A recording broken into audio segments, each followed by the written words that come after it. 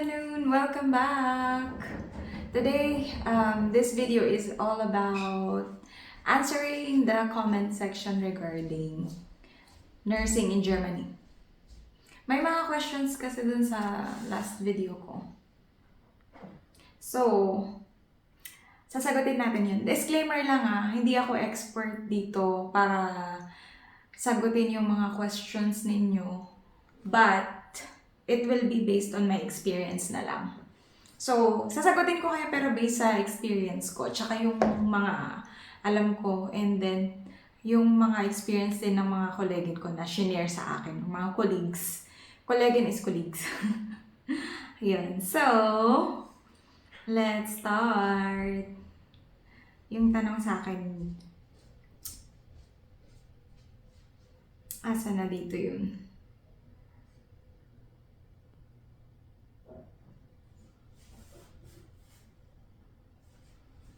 Ito na lang kay Ma'am at Maria Luz Jeromo 4854. Ayan, siya yung mga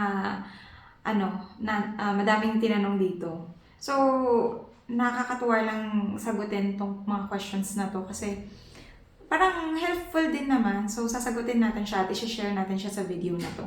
So, yung question niya is... ang question niya is, mas malaki din ba ang pay ng travel nurse dyan? Malaki din. Pero kung ikukumpara ko sa US, mas malaki yung mga sahod ng mga travel nurses doon. Pero dito, malaki din naman at makakapag-save ka din, makakapagpadala ka sa parents mo, and then, makakabayad ka ng mga responsibilities mo dito at responsibilities mo sa Pilipinas. Yung sabi ko nga, yung kagaya sa pagpapadala sa parents. Dahil syempre, Pinoy tayo, hindi mawawala yun. Mapapadala natin ang magulang. And dito naman, syempre, may mga responsibilities ka dito. Yung pagbabayad ng bahay, syempre, food and allowance. Tapos, makakapagbili ka din naman para sa'yo, para sa sarili mo. Pero, hindi naman puro lahat branded kasi hindi naman uso dito mga branded clothing. Or hindi uso dito yun na mamili-mili ka. Siguro sa US, oo. Pero dito hindi naman. And, ano pa? Ang question niya... Need mo din po mag-hospital first before maka-apply for travel nursing. So sa akin, wala kasi akong experience na dineclare sa Philippines. Nung nag-apply ako, zero experience ako. Meron ako experience pero hindi ko nga dineclare. Hindi ko pinakita kasi hindi ako nagtagal tsaka wala akong nakuhang certificate. Nag-dialysis ako pero hindi ako nagtagal doon. Nag-stop ako kaya hindi ko siya dineclare. And then, neonatal intensive care ako, pero hindi ko din siya dineclare. And, tsaka pagka kaunti ang experience mo, ang mangyayari pagdating mo dito is, meron kasi tinatawag dito na fully recognized at tsaka partial recognized. Yung pinag-aralan mo sa Pilipinas or yung katumbas ng academy natin sa Philippines, academy or hospital training experiences natin sa Pilipinas while nag-study pa tayo, chine-check nila dito yan kung ano yung katumbas at saka yung hospital experience mo plus yun. So, yung school mo plus yung hospital experience mo while nag-work ka na, i-check nila yon. And then, wala akong dineclare, only bachelor's degree at saka registered nurse sa Philippines. So, ang nangyari, partially recognized lang ako dito. Partially recognized lang dito sa Germany. Pero, pagka marami kang hospital experience, Pilipinas man, or paibang bansa at dire-diretso yon, pwede kang ma-fully recognized. Pero, meron din ako dito mga colleagues na ang nangyari, hindi ko alam siguro nung COVID times, nung kailangan nila ng nurses, as in, wala silang hospital experience, pero na fully recognized sila dito. Na fully recognized sila at diretso trabaho agad. So, ano pinakaiba ng partially recognized at fully recognized pagdating mo dito sa Germany? So, pagdating mo dito sa Germany, ang partially recognized nurse is kailangan mo pa mag-aral. Mag-aaral ka kasi may examination dito para ma-fully recognize ka. And then yung fully recognized naman as a nurse, diretso trabaho na sila. Yan sa company namin at saka based ito sa mga colleagues ko na nagwo-work na dito. So sila, pagdating nila dito, so register lang sila sa rat house or sa city hall, lahat yan, and then sign ng contract, and then diretso na pinag-work na sila agad. And salary-wise ng fully recognized nurse versus partially recognized nurse. Syempre, fully recognized nurse, nurse ka na dito, malaki na yung sahod mo. Pagka naman partially recognized nurse, pang-assistant nurse yung salary mo. Depende pa din yun, iba-iba pa din company, iba-ibang fee, iba-ibang per hour. So, yun. So, kami, sa experience ko, dahil partially recognized nurse lang ako, so, ang nangyari, nag-aaral kami. So, nag-aaral kami, pumapasok kami sa building, sa company building namin. Kasi, yung company namin, kumuha siya ng private na magtuturo sa amin. Kasi yung test dito, or yung in-exam namin, hindi ko alam kasi iba-iba din ang states dito. Depende din ha. So, different states, different type of exam din dito. So, sa state na pinag-examan namin, so, dalawa yung type of exam. Theoretical at saka parang return demo sa atin sa Pilipinas. Return demonstration. So, sa theoretical exam, meron dong, hindi na ako sure, 9 diseases or 10 diseases na bubunot ka. Namimili ka kung ano yung makukuha mo doon na disease. Yun ang mga tatanungin sa'yo. Magtatanong sa'yo doon. Magdi-discuss ka, and then after discussion, magtatanong sila na magtatanong.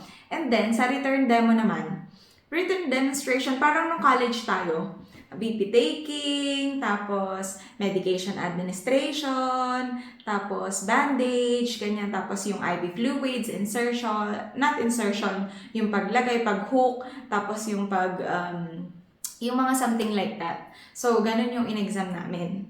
And, dumating kami ng May, tapos nag-exam na kami ng September. So, May, June, July, August, September. Parang 4 months before kami nag-exam. Then, after ng 4 months na yon before kami nag-exam, din yun, separate din yung exam ninyo ha. Separate, kunwari, isang week, sa first week, theoretical, and then the next week is return demo. Pero sometimes, the next day lang din yung kasunod. So, iba-iba pa rin yan. Iba-iba pa din. And then, October namin nalaman yung result. So, October, na kami na, fully recognized na kami dito. And then, after nun, nag-work na kami. Working na. So, sa mga nagtatanong ko kailangan ng experience sa Pilipinas, hindi po. Nag-a-accept sila dito dahil nga super in demand ng mga nurses sa ibang bansa. So, nag-a-accept sila kahit kakagraduate mo lang siguro. Hindi man. Kahit kakapasa mo lang ng board exam, go apply ka na. Mag-apply na kayo. And then, what else? Ang next question niya is, every how many weeks po kayo bago ma-rotate sa ibang place? So, etong questions na to, ang travel nurse dito, hindi ka ma-locate sa iba't ibang lugar. Kumbaga, yung company mo, madami kasi mga travel nurses company dito. So, yung company mo, dito lang for example sa bandang west side ng Germany. So, doon ka lang mga mapupunta sa mga malalapit doon. Hindi mo maiikot ang buong Germany. So, at saka, wala silang masyadong maraming patient kasi hindi naman, like for example, 30 patients lang sila. And then, kakaunti lang din yung mga nurses kaya nga hiring dito eh. Walang masyado. So, hindi sila po pwedeng mag-accept ng mga patients. So, kunwari, ang patients lang namin, 30 patients. So, sa 30 different na lugar, dun lang kami. And then, yung rotations naman, ang rotations namin is, depende pa rin sa, depende pa rin sa office. Kasi hindi mo lahat maiikutan. Lalo na pag may mga colleagues ka na nagpapa-request na dun na lang dahil pagod na sila. For yung mga colleagues ko, may mga 4 years and 5 years na sa company, stay na sila sa isang patient dahil pagod na sila mag-travel. Dahil weekly na lang magta-travel ka sa iba't ibang lugar. So, nakakapagod din yun. Na-try ko yun. Sa isang buwan, meron akong 4 na patient. Iba't ibang lugar yun. Nakakapagod yun, promise. At saka, stress pa pagka bago, iba't iba. Pero pagka alam mo na, napuntahan mo na yung 4 na patients na yun, okay lang. So, wala nang stress sa'yo. Ang stressful na lang yung traveling. Kasi dito, may train dito, pero yung mga trains nila dito is mga late. Late. So, mas stress ka doon. Imbes na dadating ka, for example, ng 12 noon, hanggang makakadating ka na 3 p.m. na. So, mapapagod ka din, nakakapagod din siya. And then, different din pala ang mga travel nursing dito. May mga travel nursing na kagaya namin na nagte-train kami, nagpupunta kami sa isang lugar, and then kinukuhanan kami ng company namin ng matutuluyan. Meron namang ibang travel nursing, nasa city lang sila. Sa city naman na yon, meron silang mga service. Yung company nila may service para sunduin sila sa bahay nila, and then ang travel time is like 10 minutes, 5 to 10 minutes, or 30 minutes, ganun yung kalayo doon yung patient nila. Parang around the city lang. So, iba't ibang klase din dito when it comes to travel nursing. Hindi mo masasabi na travel nurse. Meron din Caritas. Mga Caritas naman is nagvi-visit lang sa mga patients dito na mga matatanda, yung mga ganon. So, iba-iba yan. So, hindi magkakaparehas. And so, kaya sa rotation, depende. At saka, dahil ako, matagal na din ako, ayoko na magpa-rotate actually. Okay na ako, masaya na ako sa 2 ang pasyente ko. 2 yung binabalikan ko dahil nakakapagod. Nakakapagod mag-travel. Lalo na pagkabago yung patient i-receive pa lang siya. Tapos hindi mo pa alam, wala kang idea. Stressful yun kasi kinakabahan ka, anong ihahanda mo, yung gano'n. Tapos mag-start kayo, mag-aayos kayo sa bahay nila. Basta ayusin nyo, kasama ka doon. So, stressful yun. So, mas maganda talaga na 1 or 2 lang ang patient. And ano pa ba? Ano pang tanong niya? Yung language ko, kung ilang years ko na-complete yung language ko sa Pilipinas, actually, matagal ako. Parang 2 years ko yan na tinapos. Kasi kami, yung kung saan ako nag-language, hindi sila dire-diretso, tsaka hindi intensive yung language namin. Kasi hihintay pa sila ng mag-e-enroll sa kanila bago mag-start yung kasi A1, A2, B1, B2. Yun yung level na iti-take mo sa Philippines. Pero yung iba hanggang B1 lang. Pagdating dito, mag-aaral pa sila, magbi-B2 pa sila. Or meron akong na discover na nasabi sa akin ng friend ko na hanggang A2 lang sila, pinayagan na silang makapunta dito. Ang galing nun. Grabe, hindi ko pa nga siya nakausap Kakausapin ko siya, tatanungin ko siya about dyan. Kasi hanggang A2 lang. Ang alam ko lang kasi, B1 at B2, saka ka po pwedeng papuntahin dito. Pero sa kanya, A2 lang. A2 level lang pinapunta na siya dito. Pero kasi, yun nga lang, parang may advantage and disadvantage. Yun nga, advantage, makapunta ka kaagad dito. A2, nandito ka na agad, mabilisan lang yun. And pagka naman, ang disadvantage naman nun, mag-aaral ka pa dito. Tsaka parang, hindi ko alam, mahirap. Pero matututo ka, promise, gagaling ka talaga pag dito. So, ang alam ko lang talaga is B1 or B2 nga. So, kami, B2 level kami before kami pinaalis sa Pilipinas. And natapos ko siya ng 2 years dahil nga waiting. Waiting. Kaya ayun, napatagal. Kaya, yun, 2 years ko siya bago natapos. 2 years in the making. Ang pagpunta dito. So, ang tagal. Ano pa? So, yun lang naman yung questions ni Ma'am Maria. Thank you so much. And, sino pa? Regarding Ausbildung. Actually, nung kami, may mga classmate kami na Ausbildung sila. Kakatapos lang nila ng high school and then nag-aaral na sila ng language para mag-Ausbildung dito. Hindi ko alam kung paano yung process doon, pero same yun sa mga nakasabayan ko noon. Hanggang B2 yung tinapos nila. Pero hindi ko alam kung paano yung processing nun. Hindi ko din alam kung nag-a-accept sila kung ano ang visa nila, kung working visa ba or student visa. Hindi ako sure dyan. Hindi din ako expert dyan para sagutin. So, hindi ko masasagot yan. Yung Ausbildung. Pero ang alam ko sa Ausbildung is until B2. Hanggang nag-B2 talaga sila. Hindi pa ako, sige, magre-reach out ako sa nag-Ausbildung. Magtatanong ako, mag-i-inquire ako, and then I'll get back to you. Magtatanong ako dyan. Regarding sa nag-A2 lang at saka nag-Ausbildung, magtatanong tayo. And ano pa, company pala din namin, nire-refund yung bayad namin sa train. So, yan yun yung mga good sa aming company. Sa ibang company, sa ibang travel nurse, hatid sundo sila. Pero sa amin, hindi kami hatid sundo, pero nire-refund.